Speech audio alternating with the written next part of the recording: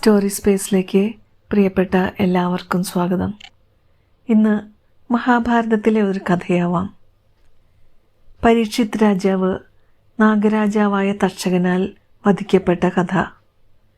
പോകാം കഥയിലേക്ക്. ഹസ്തിനപുരം ഭരിച്ചിരുന്ന പരീക്ഷിത് രാജാവ് ധർമ്മനിരതനായിരുന്നു. ഉദാരമനസ്കനും പ്രജാപാലനത്തിൽ വളരെ ശ്രദ്ധയുള്ളവനുമായിരുന്നു. അദ്ദേഹം ധർമ്മം ഒരു പുരുഷരൂപം പൂണ്ടാൽ എങ്ങനെയിരിക്കുമോ ആ തരത്തിലായിരുന്നു. പക്ഷപാതമില്ലാതെ സമസ്ത ജനങ്ങളെയും അദ്ദേഹം പാലിച്ചു വന്നു. അനുപമമായ പരാക്രമി കൂടിയായിരുന്നു അദ്ദേഹം. അനേകം ജോലികളിൽ അദ്ദേഹം വ്യാപൃതനായിരുന്നു. വിധവകളെയും അനാഥരെയും അംഗവൈകല്യമുള്ളവരെയും ഭിക്ഷക്കാരെയും ഊട്ടുന്ന ഉത്തരവാദിത്വം അദ്ദേഹം സ്വയം ഏറ്റെടുത്തിരുന്നു. ഭഗവാൻ ശ്രീകൃഷ്ണന് പോലും അദ്ദേഹത്തോട് അതിരറ്റ വാത്സല്യമുണ്ടായിരുന്നു. രാജാവ് മൃഗയാ വിനോദത്തിൽ അതീവ തൽപരനായിരുന്നു. രാജ്യഭരണകാര്യങ്ങളെല്ലാം ചിലപ്പോൾ മന്ത്രിമാരെ ഏൽപ്പിച്ചിട്ട് അദ്ദേഹം വേട്ടയ്ക്ക് പോകുമായിരുന്നു. ഒരിക്കൽ അദ്ദേഹം മൃഗയാ വിനോദത്തിന് വനത്തിൽ പോയി. അദ്ദേഹത്തിൻ്റെ അസ്ത്രം തറച്ച ഒരു മാനിൻ്റെ പിന്നാലെ അദ്ദേഹവും ഓടി. ഇപ്രകാരം ഓടിയ അദ്ദേഹം ഒറ്റയ്ക്ക് വനമധ്യത്തിൽപ്പെട്ടു. ഓടിപ്പോയ മാനിനെ കണ്ടുപിടിക്കാൻ പറ്റിയതുമില്ല. വിശപ്പും ദാഹവും അദ്ദേഹത്തെ വല്ലാതെ വലച്ചു. ആ സമയത്ത് കാട്ടിലിരിക്കുന്ന ഒരു മുനിയെ അദ്ദേഹം കണ്ടു. മുനിയുടെ അടുത്ത് ചെന്ന് അദ്ദേഹം സംസാരിച്ചു. മുനിയാകട്ടെ അത് കേട്ട ഭാവം നടിച്ചില്ല. വിശപ്പും ദാഹവും കൊണ്ട് തളർന്നിരുന്ന രാജാവ് പെട്ടെന്ന് കോപാക്രാന്തനായി. മൗനവ്രതം ആചരിക്കുന്ന ഒരു മുനിയാണ് ഇതെന്ന് അദ്ദേഹം തിരിച്ചറിഞ്ഞില്ല. മുനിയോടുള്ള പ്രതിഷേധം എന്ന നിലയിൽ രാജാവ് അവിടെ കിടന്ന ഒരു ചത്ത പാമ്പിനെ അമ്പുകൊണ്ടെടുത്ത് മുനിയുടെ കഴുത്തിലിട്ടു. മുനിയാകട്ടെ ഒന്നും സംഭവിക്കാത്ത മട്ടിൽ അവിടെ തന്നെ ഇരുന്നു. രാജാവ് വല്ല വിധേനയും ക്ലേശിച്ച് രാജധാനിയിൽ തിരിച്ചെത്തി. മൗനവ്രതത്തിലിരുന്നിരുന്നത് ശമീകമുനിയായിരുന്നു. അദ്ദേഹത്തിൻ്റെ പുത്രനാണ് ശൃംഗി. ശൃംഗിയും തേജസ്വിയായ ഒരു തപോധനൻ തന്നെയായിരുന്നു. കാട്ടിൽ നിന്ന് വന്ന സുഹൃത്തുക്കളിൽ നിന്നും തൻ്റെ അച്ഛന് വന്നു ചേർന്ന അപമാനത്തെക്കുറിച്ച് ശൃംഗി അറിഞ്ഞു. ക്രോധാഗ്നി ആ മുനികുമാരനിൽ ആളിക്കത്തി. കമണ്ഡലുവിൽ നിന്നും വെള്ളമെടുത്ത് കുടഞ്ഞുകൊണ്ട് ആ മുനികുമാരൻ പരീക്ഷിത് മഹാരാജാവിനെ ശപിച്ചു. നിരപരാധിയായ എൻ്റെ അച്ഛൻ്റെ കഴുത്തിൽ ചത്ത പാമ്പിനെ മാലയായി ഇട്ടുകൊടുത്ത ദുഷ്ടനെ തക്ഷകനാഗം 7 ദിവസത്തിനുള്ളിൽ ദംശിച്ചു കൊല്ലും. എൻ്റെ തപസ്സിൻ്റെ ഫലം ലോകർ മനസ്സിലാക്കട്ടെ. ഇപ്രകാരം ശപിച്ച ശേഷം ശൃംഗി കാട്ടിൽ പോയി പിതാവിനെ കണ്ടു. കാര്യങ്ങൾ മനസ്സിലാക്കിയ ശമീകന് മനോവിഷമമുണ്ടായി. രാജാവിനെ ശപിച്ചത് ശമീകന് ഇഷ്ടപ്പെട്ടില്ല. തൻ്റെ ശിഷ്യന്മാരിൽ ഒരാളായ ഗൗരമുഖനെ ശമീകൻ രാജകൊട്ടാരത്തിലേക്ക് അയച്ചു. ഗൗരമുഖൻ കൊട്ടാരത്തിലെത്തി മുനിയുടെ സന്ദേശം അറിയിച്ചു. ഹേ മഹാരാജാവേ, എൻ്റെ പുത്രൻ ശൃംഗി അങ്ങേ ശപിച്ചു പോയിരിക്കുന്നു. അങ്ങ് ശ്രദ്ധിച്ചിരിക്കണം. 7 ദിവസത്തിനുള്ളിൽ തക്ഷകൻ അങ്ങയെ തൻ്റെ വിഷജ്വാലയിൽ ദഹിപ്പിച്ചു കളയും.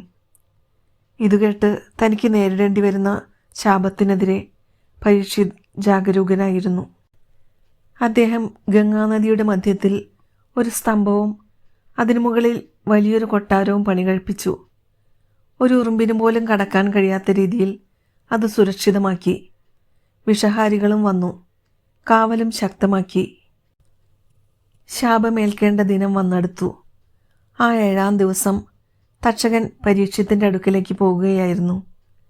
തൻ്റെ സംരക്ഷണത്തിനായി പരീക്ഷിത് കാശ്യപൻ എന്നൊരു ബ്രാഹ്മണനെ വരുത്തിയിരുന്നു. വഴിമധ്യേ തക്ഷകൻ കാശ്യപനെ കണ്ടുമുട്ടി. തക്ഷകൻ ചോദിച്ചു, ഹേ മഹാബ്രാഹ്മണ, ഇത്ര ധൃതിയിൽ അങ്ങ് എങ്ങോട്ടാണ് പോകുന്നത്? എന്താണ് അങ്ങയുടെ യാത്രയുടെ ഉദ്ദേശം? കാശ്യപൻ പറഞ്ഞു, ഇന്ന് തക്ഷകൻ പരീക്ഷിത് മഹാരാജാവിനെ വിഷാഗ്നിയിൽ ചാമ്പലാക്കാൻ പോകുന്നു. അങ്ങോട്ടാണ് ഞാൻ പോകുന്നത്. ഞാൻ എത്തിക്കഴിഞ്ഞാൽ പിന്നെ തക്ഷകന് അദ്ദേഹത്തെ ദംശിക്കാൻ പറ്റുകയില്ല. അഥവാ മഹാരാജാവ് മരണപ്പെട്ടാൽ അദ്ദേഹത്തെ ഞാൻ വീണ്ടും ജീവിപ്പിക്കുക തന്നെ ചെയ്യും. ഇത് കേട്ട് തക്ഷകൻ പറഞ്ഞു, ഹേ ബ്രാഹ്മണ, ആ തക്ഷകൻ ഈ ഞാനാണ്. ഞാൻ കൊത്തിക്കൊല്ലുന്ന രാജാവിനെ അങ്ങ് എന്തിനാണ് വീണ്ടും ജീവിപ്പിക്കുന്നത്? അങ്ങ് എൻ്റെ ശക്തിയെ നോക്കുക. എൻ്റെ കൊത്തേറ്റ ഒരാളെ അങ്ങക്ക് ജീവിപ്പിക്കുവാൻ കഴിയുകയില്ല. ഇത്രയും പറഞ്ഞ തക്ഷകൻ ഒരു മഹാവൃക്ഷത്തിൻ്റെ നേരെ വിഷം ചീറ്റി. ഞൊടിയിടയിൽ ആ വൃക്ഷം വിഷജ്വാലയിൽ എരിഞ്ഞു വെണ്ണീറായി. കാശ്യപനാകട്ടെ ഉടൻ തന്നെ ആ വൃക്ഷത്തെ പഴയപടി തളിർത്തുകൊഴുത്തു നിൽക്കുന്ന വൃക്ഷമാക്കി മാറ്റി. ഇതുകണ്ട തക്ഷകൻ ബ്രാഹ്മണനെ പ്രലോഭിപ്പിക്കാൻ തുടങ്ങി. തക്ഷകൻ പറഞ്ഞു, താങ്കൾക്ക് എത്ര ധനം വേണോ അത്രയും ധനം എൻ്റെ പക്കൽ നിന്നും വാങ്ങിക്കൊള്ളൂ. ഇത് കേട്ട് കാശ്യപൻ പറഞ്ഞു, ഞാൻ പണത്തിനു തന്നെയാണ് അങ്ങോട്ട് പോകുന്നത്. സന്തോഷപൂർവ്വൻ തക്ഷകൻ അറിയിച്ചു, ബ്രാഹ്മണ, എത്ര ധനം നീ ആഗ്രഹിക്കുന്നുവോ അത്രയും ധനം നീ എന്നിൽ നിന്നും സ്വീകരിച്ചുകൊണ്ട് മടങ്ങിപ്പോയിക്കൊള്ളുക. ഇത് കേട്ട് ബ്രാഹ്മണൻ തക്ഷകനിൽ നിന്നും ധനവും സ്വീകരിച്ച് മടങ്ങിപ്പോയി. തുടർന്ന് തക്ഷകൻ തൻ്റെ അനുജന്മാരിൽ ചിലരെ വിളിച്ചു വരുത്തി. എന്നിട്ട് പറഞ്ഞു, നിങ്ങൾ ബ്രാഹ്മണവേഷം ധരിച്ച് കുറച്ച് മാതളപ്പഴങ്ങളും കൊണ്ട് കൊട്ടാരത്തിലെത്തണം. ആ പഴങ്ങളിലൊന്നിൽ ഞാനൊരു പുഴുവിൻ്റെ രൂപത്തിൽ ഒളിഞ്ഞിരിക്കാം. ബ്രാഹ്മണരായതുകൊണ്ട് നിങ്ങൾക്ക് കൊട്ടാരത്തിൽ പ്രവേശനം ലഭിക്കും. തക്ഷകൻ നിർദ്ദേശിച്ചതുപോലെ അവർ കാര്യങ്ങൾ ചെയ്തു. ബ്രാഹ്മണരായതുകൊണ്ട് അവർക്ക് കൊട്ടാരത്തിൽ പ്രവേശനം ലഭിച്ചു. അന്ന് 7-ാം ദിവസമായിരുന്നു. സൂര്യൻ അസ്തമിക്കാറായി. അനേകം കാഴ്ചദ്രവ്യങ്ങൾക്കിടയിലിരിക്കുന്ന മാതളപ്പഴം രാജാവിനെ വല്ലാതെ ആകർഷിച്ചു. തക്ഷകൻ്റെ മായാപ്രഭാവമായിരുന്നു അതെന്ന് രാജാവ് അറിഞ്ഞില്ല. ആ പഴത്തിന്മേൽ ചുവന്ന നിറത്തിലുള്ള ഒരു ചെറിയ പുഴു പറ്റിയിരിക്കുന്നത് കണ്ട് പരീക്ഷിത് എല്ലാവരും കേൾക്കെ പറഞ്ഞു, ഇതിനെ തക്ഷകൻ എന്ന് പേരിട്ട് ശരീരത്തിൽ ഒന്ന് സ്പർശിക്കാം. അപ്പോൾ ശാപവും ഫലിച്ചുവെന്നായി. ശാപത്തിൻ്റെ സമയം കഴിഞ്ഞുവെന്ന പൂർണ്ണ വിശ്വാസത്തിലാണ് രാജാവ് അത് പറഞ്ഞത്. ആ പുഴുവിനെ പഴത്തോടുകൂടി തന്നെ എടുത്ത് തൻ്റെ കഴുത്തിൽ ഒന്ന് ചേർത്ത് പിടിച്ചു. ഒറ്റ നിമിഷം തക്ഷകൻ അതിഭയങ്കരമായ സർപ്പരൂപം പൂണ്ട് പരീക്ഷത്തിന് ചുറ്റി വരിഞ്ഞു. ആ ഭയാനക ദൃശ്യം കണ്ട് എല്ലാവരും സ്തംഭിച്ചുപോയി. എല്ലാവരും പരിഭ്രാന്തരായി നിൽക്കെ തൻ്റെ ഉഗ്രമായ വിഷജ്വാലയിൽ തക്ഷകൻ രാജാവിനെ ദഹിപ്പിച്ച് ഭസ്മമാക്കി.